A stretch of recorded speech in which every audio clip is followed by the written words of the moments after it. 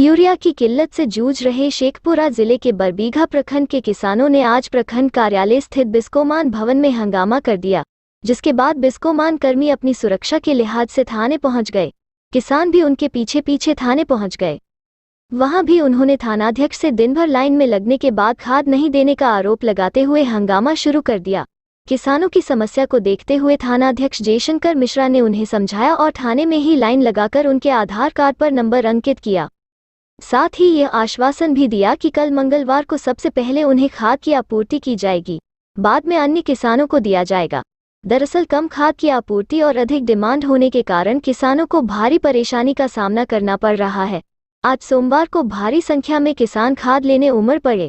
बिस्कोमान कर्मी के द्वारा 4:30 बजे काउंटर बंद कर दिया गया, जिसके बाद लाइन में खड़े किसानों ने हंगामा करना शुरू कर दिया, जिसके बाद थानाध्यक्ष ने इस मामले में हस्तक्षेप कर किसानों के गुस्से को ठंडा किया। सर अभी आए थे शिकायत लेकर, कुछ लोग शिकायत लेकर के नहीं, ये लोग नंबर में लगे हुए थे। 4:30 बजे काउंटर बंद कर दिया, तो बंद करने के बाद ये लोग लगे हुए थे, तो इन सब लोग को नंबर लगवा दिए हैं, सीरियल नंबर दे दिया गया है और उसी नंबर पे कल पहले इन लोग को बांट दिया जाएगा, बाद में कल आने वाले लोग को बाद में दिया जाएगा।